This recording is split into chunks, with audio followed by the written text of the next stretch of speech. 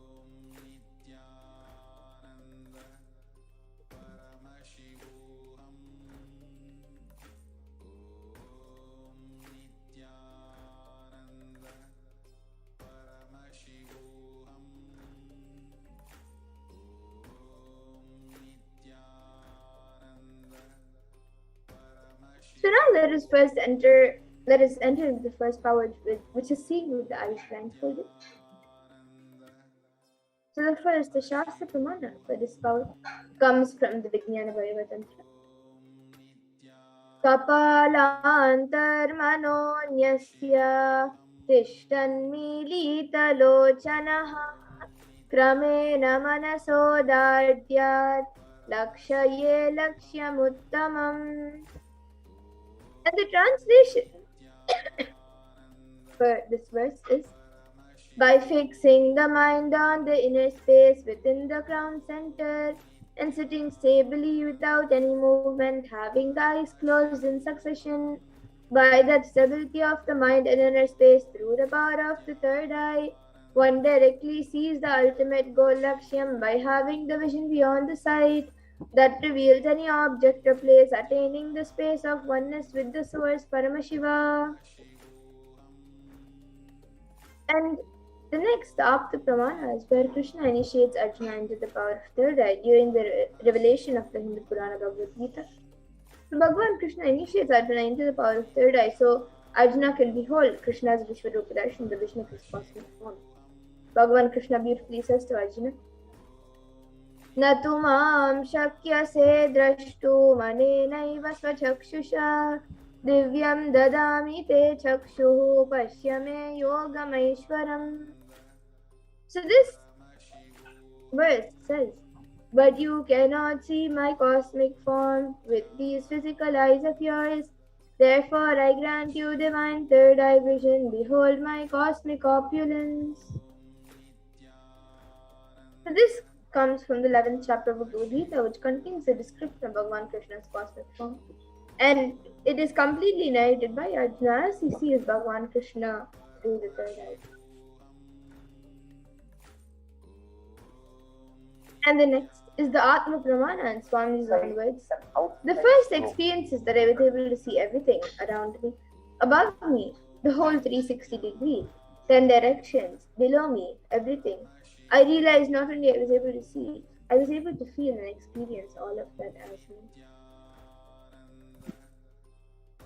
And now let us see the Pratyaksha Pramana.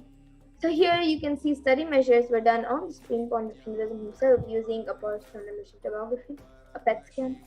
And it was measured that when doing daily activities, there's high activity measured in the brain where the third eye is located. And when in deep Samadhi state, only the third eye region is active and almost 90% of the rest of the brain is at peace.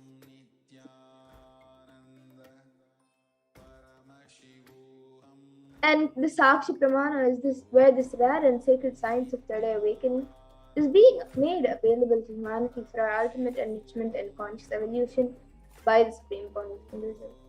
And as the living incarnation of Paramashiva, the Supreme Point of Hinduism embodies the most profound yogic states that surpass all the bounds of time, space, and matter. And the Supreme Point of Hinduism is gifting this pure and great science of third eye awakening along with many other spiritual sciences through initiations to millions of people and have been initiated by the Supreme Point of Hinduism. Many millions of people have been initiated by the Supreme Point of Hinduism, and every single person who has been initiated have actually witnessed and experienced the profound results and extraordinary manifestations in their day-to-day life. So now to get started with, all of you can click on the timestamp camera, which is an application from the App Store. So if you don't have it yet, you can download it and ensure that the time is shown on the screen and make sure the camera is facing you. So please take a few moments to set this up.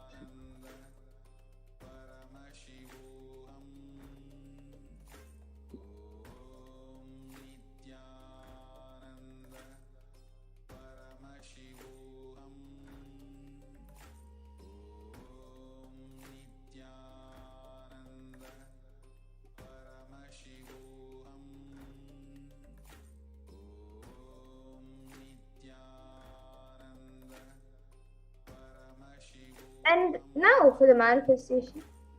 Please close your eyes and blindfold yourself with an eye band or a big cloth. So whichever you have with you, you can blindfold yourself with that. As we get into the power of third eye, which is seen with eyes closed.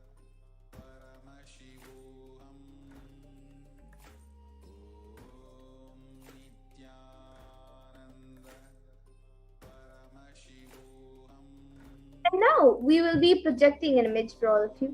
So begin verbalizing. Excuse me. So begin verbalizing whatever is being revealed to you through the third eye. And just chant the Mahavakya intensely, connect with Paramashiva and Swamiji, and just begin verbalizing whatever is being revealed to you in the third eye by Swamiji. So we'll be projecting the picture now, and you can all start the manifestation. Yes, so we're projecting the picture now. You can all start the manifestation and start seeing through your third eye what is the image being projected on the screen.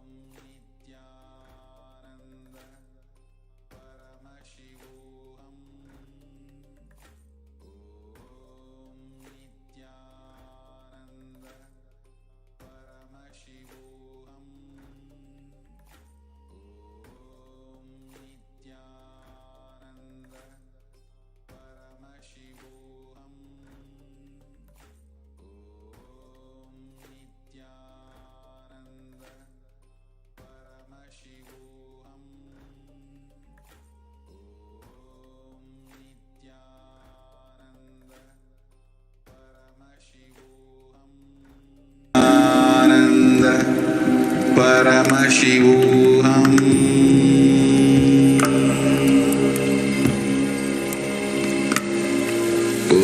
Om Nithyananda Paramashivoham.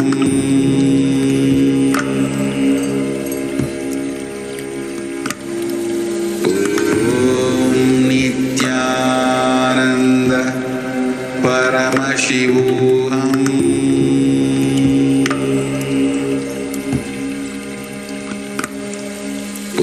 Om Nithyananda Paramashivoham.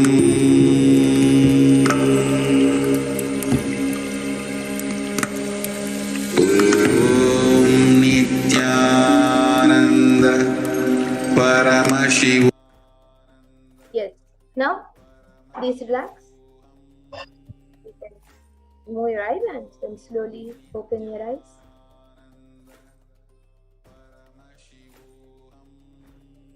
And now, please take a few minutes to type down whatever was revealed to you in your prayer as the image that was projected. And upload your power manifestation videos, pictures, answers, and experience on social media with the hashtags #Nithyananda, #Bhavasamadhi, and #Venkateshwara.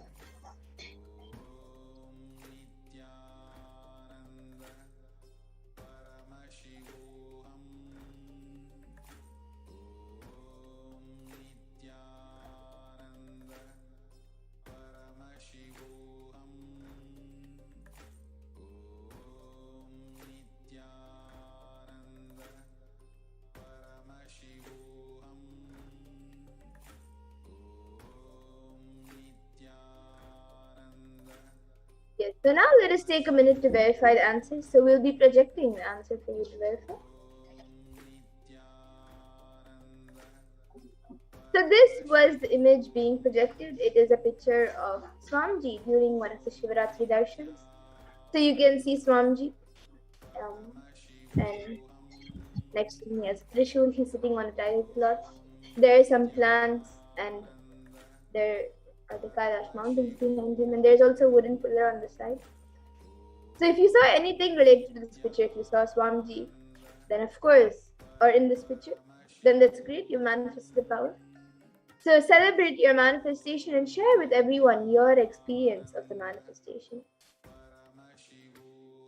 And now we'll be moving to the next power, the power of Mahima.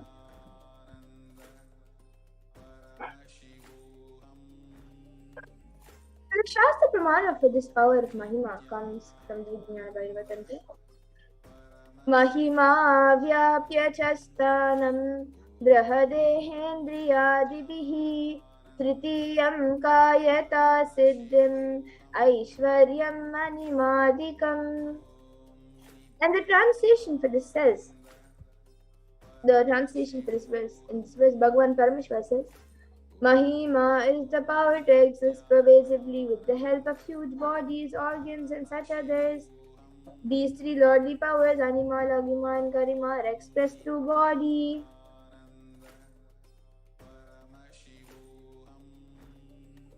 And the next is the Apta Pramana, which comes from the great Purana, the great epic of Hinduism, Ramayana. So this is when Lord Hanuman wanted to cross the ocean to reach Lanka, where Devi Sita was held hostage. And when he was crossing the ocean, he was stopped by a demon named Surasa. And she demanded that anyone who has to pass the ocean must first enter into her stomach, as that was her food. So getting to know this, Hanuman stretches himself to 10 yojanas, and 1 yojana is approximately 7.6 miles. And then he further stretches himself to 30 yojanas. Then Surasa on her own, seeing this, enlarges her mouth to 40 yojanas. And once again, Lord Hanuman stretches his body to 50 yojanas. Surasa continues to widen her mouth to 80 yojanas. Then once again, Hanuman grew up to 90 yojanas, looking like a mountain. And Hanuman, observing Surasa's enlarged mouth open and dreadful like hell with the long tongue, suddenly shrunk his body to the size of a thumb, entered into her mouth, into her stomach, and flew back all the way out before she even closed her mouth, and continued his journey to Lanka. So you can see how Hanuman stretches his body to 90 yojanas and suddenly just shrunk to the size of a thumb.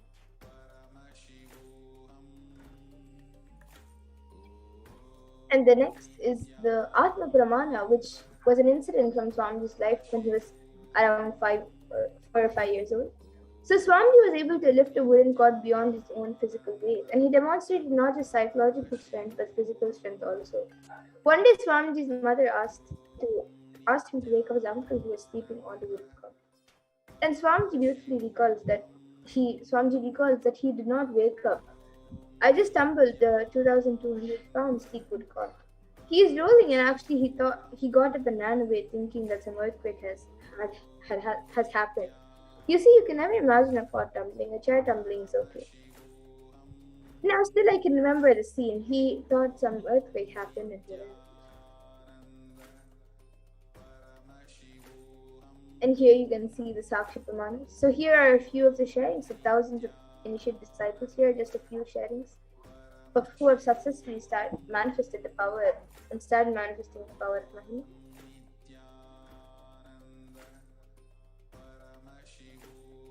So now let us get into the first round of this power. So as we did before for the power of third eye, you can all get your timestamp camera ready. Click on the timestamp camera.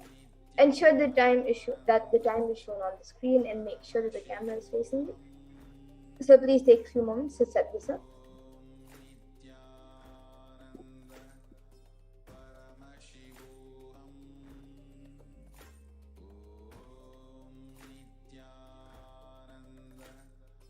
And for this round of manifestation, all of you will be measuring your finger or your hand. You will be manifesting for your finger or your hand. So you can measure the size of your finger or your hand using a measuring tool. If you don't have one, you can measure the height on a paper and mark its height by placing your finger or hand on paper and measuring it on the paper with the pen. And take a picture of the current height and then connect with Paramashiva and Swamiji to your third eye. Chant the Mahavakya intensely and declare for the height of your finger or your hand to increase. And from the space of oneness, declare, I am Paramashiva and Paramashiva is manifesting through Swamiji. And with that declaration, start increasing the height of your hand or your finger. So now you can all start chanting the Mahavakya and start the manifestation after you measure the height of your finger or your hand.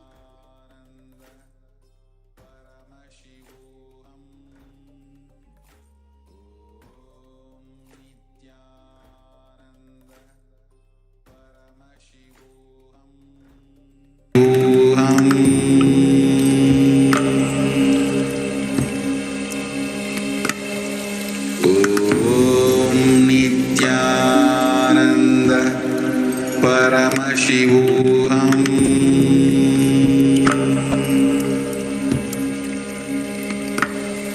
Om Nithyananda Paramashivoham.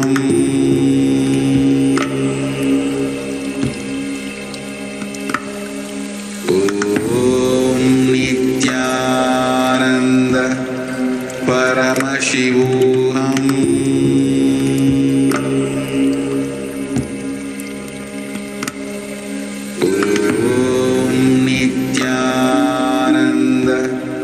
Paramashivoham.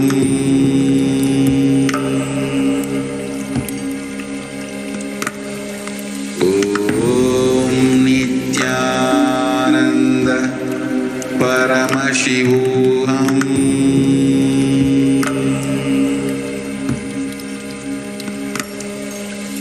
Om Nithyananda Paramashivoham.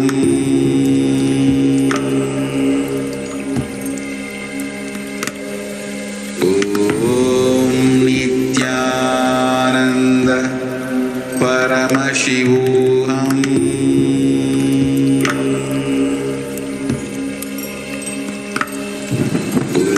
Om Nithyananda Paramashivoham.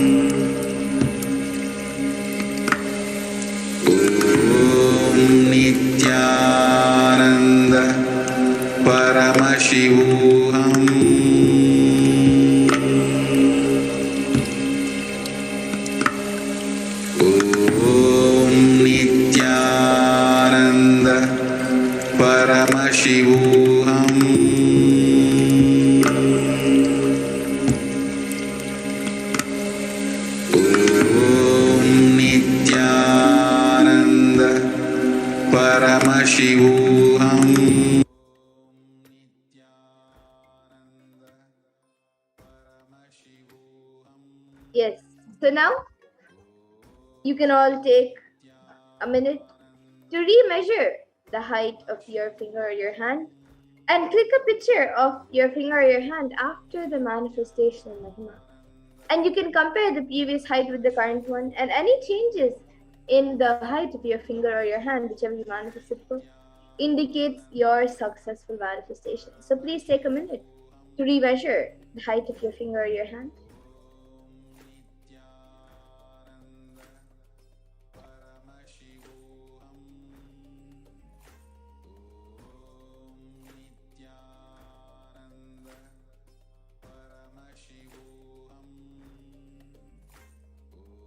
And you can all share your experiences, your power manifestation videos, pictures, manifestation and experience on social media with the hashtags #Nithyananda, #Bhavasamadhi, and #Venkateshwara.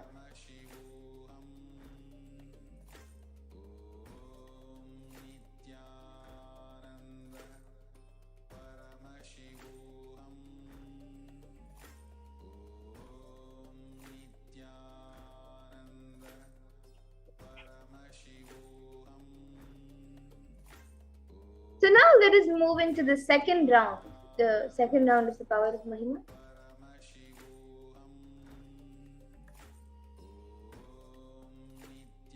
So as we did before, you can click on the timestamp camera and ensure that the time is shown on screen and make sure the camera is facing you.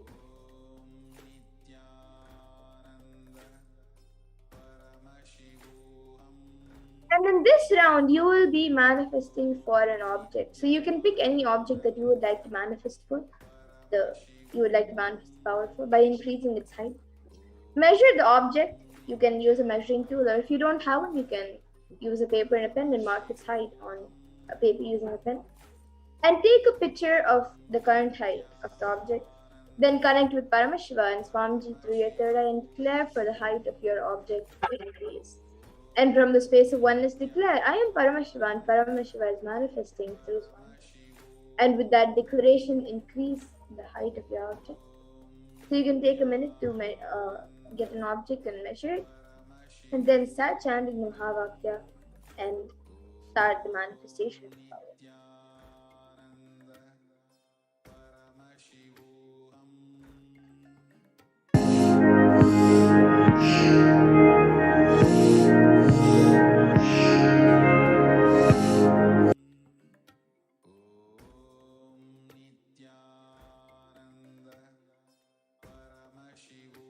You can all measure your object and start the manifestation.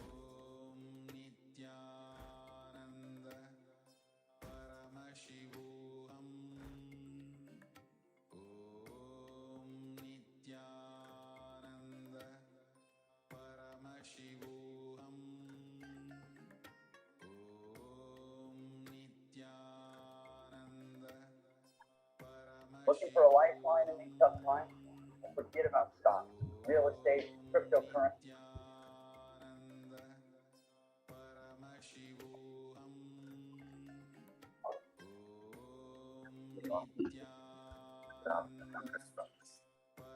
If you all open all your three eyes.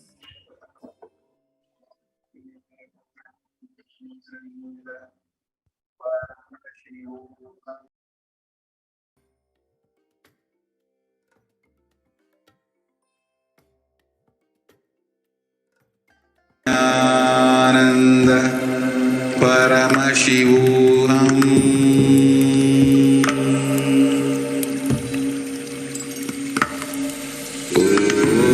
Om Nityananda Paramashivoham.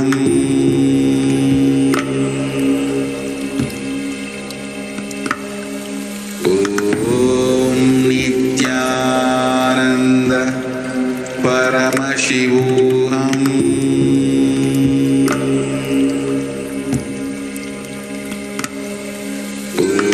Om Nityananda Paramashivoham.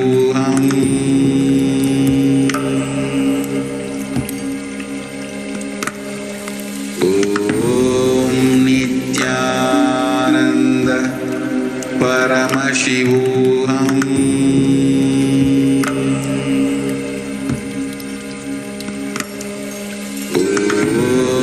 Nityananda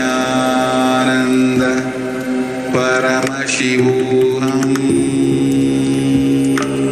Om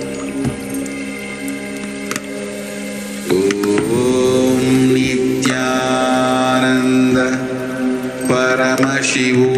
Om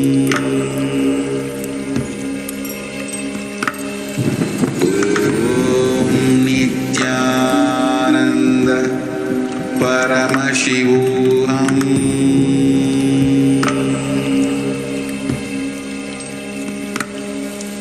Om Nityananda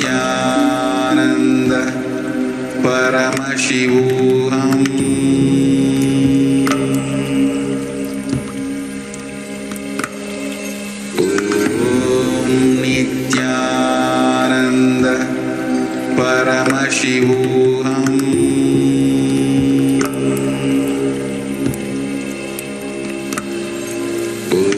Om Nityananda Paramashivoham.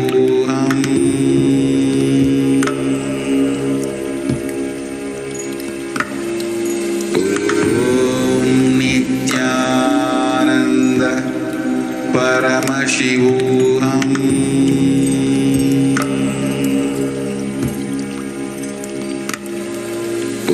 Om Nityananda Paramashivoham.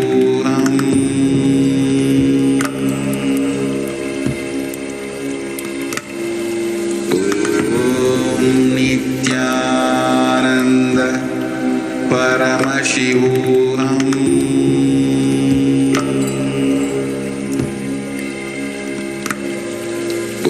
Om Nithyananda Paramashivoham.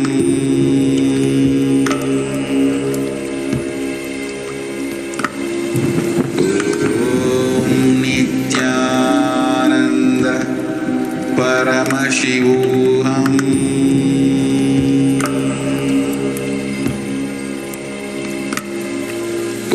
Om Nithyananda Paramashivoham.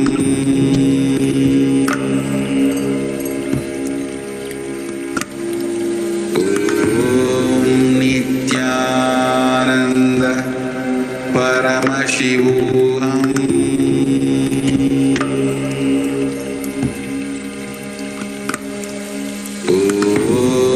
Nithyananda Paramashivoham.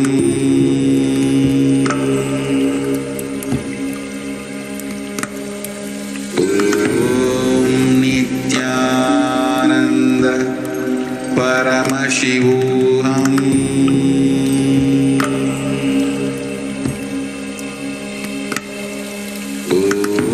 Om Nithyananda Paramashivoham.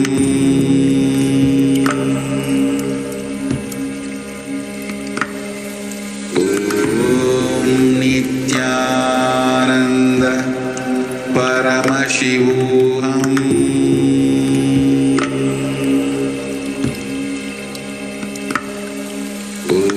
Om Nithyananda Paramashivoham.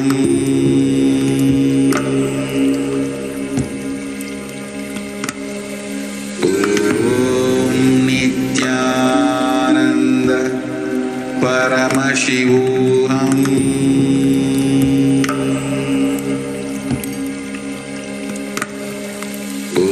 Om Nithyananda Paramashivoham.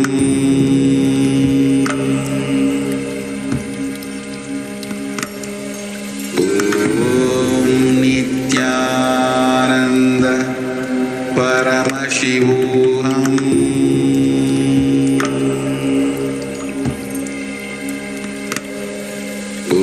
Om Nithyananda Paramashivoham.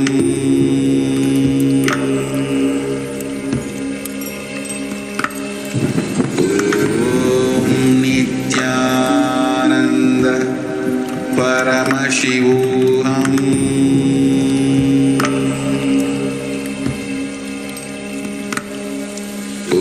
Om Nithyananda Paramashivoham.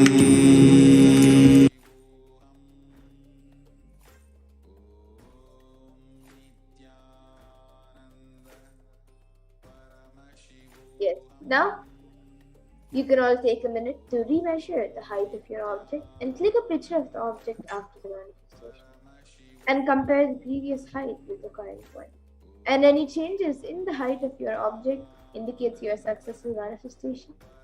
So you can take a minute now to remeasure the height of your object.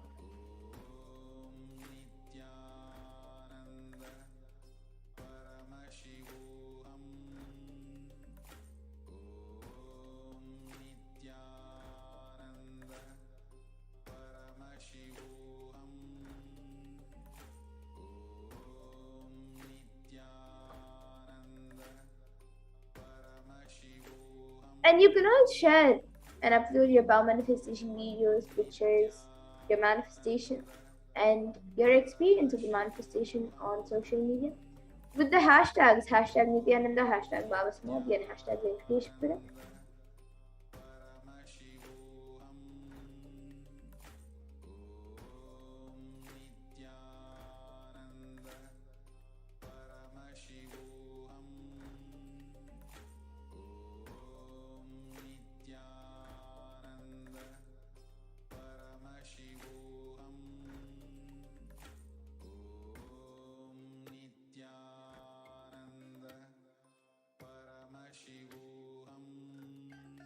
And now let us get into the third round of the power of Mahima.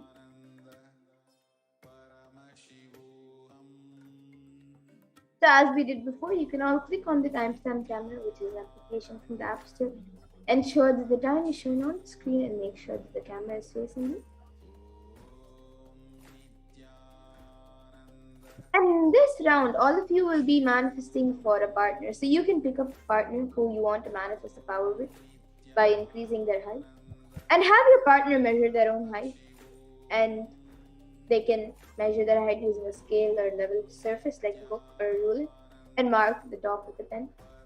And then take a picture of the current height.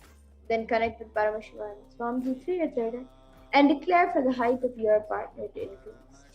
And from the space of oneness, declare, I am Paramashiva and Paramashiva is manifesting to Swamiji. And with that declaration, increase the height of your object, of your partner. So you can all now find a partner for yourself, take a minute, get a partner and measure the height of your partner and then start the manifestation by chanting the heart.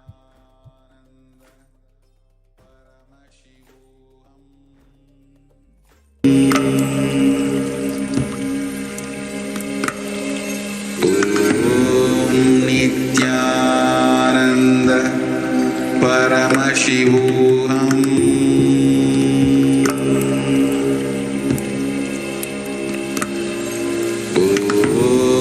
Nithyananda Paramashivoham.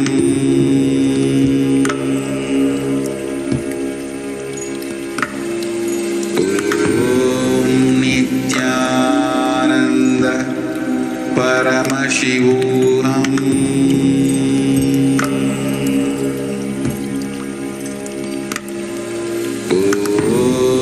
Nithyananda Paramashivoham.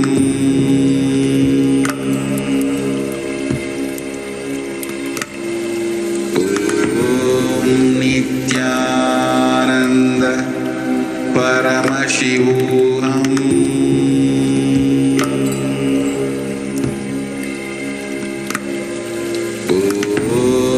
Nithyananda Paramashivoham.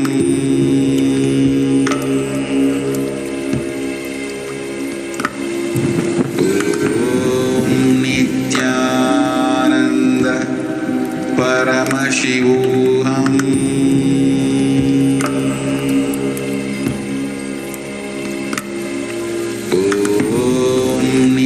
Nithyananda Paramashivoham.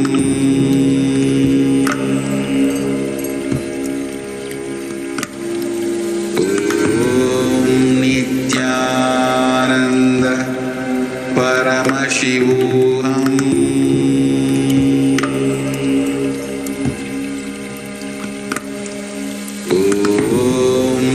Nithyananda Paramashivoham.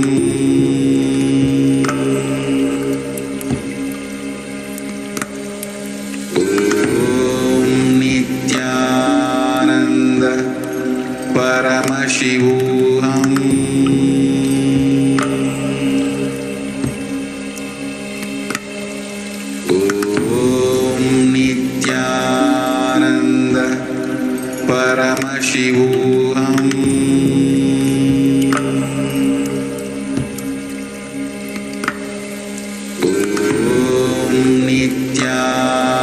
Nithyananda Paramashivoham.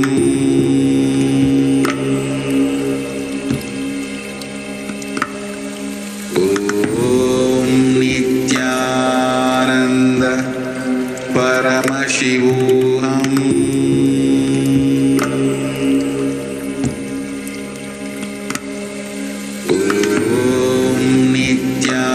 Nithyananda Paramashivoham.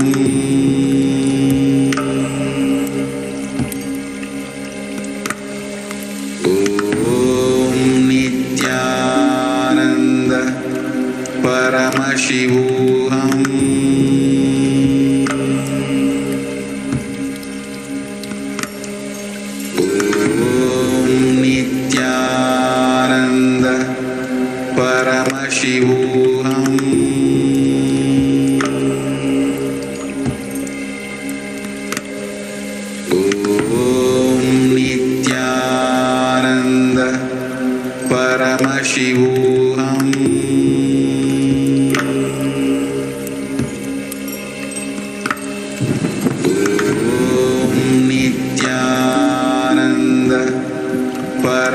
Paramashivoham.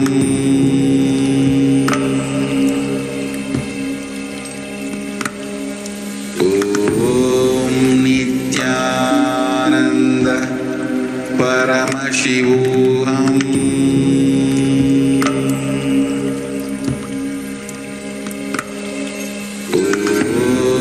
Nithyananda Paramashivoham.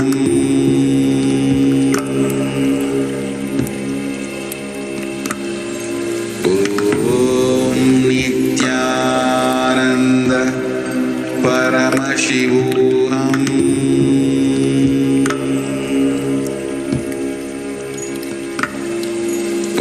Om Nithyananda Paramashivoham.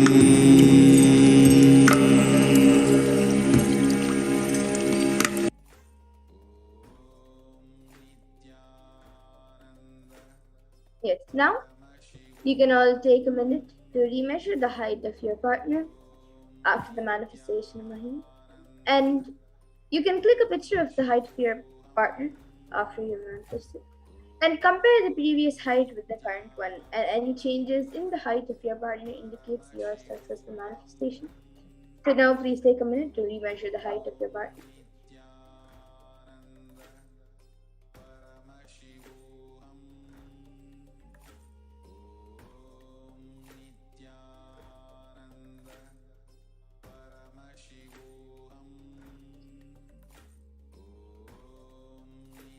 And you can all share your power manifestation videos, pictures, and your manifestation along with your experiences on social media with the hashtags #Nithyananda, #Bhavasamadhi, and #Venkateshwara. And remember to share with all your friends and your family members your experience of the manifestation and your experience of the Venkateshwara Bhavasamadhi Darshan. And invite them to also come and witness and experience these extraordinary sciences.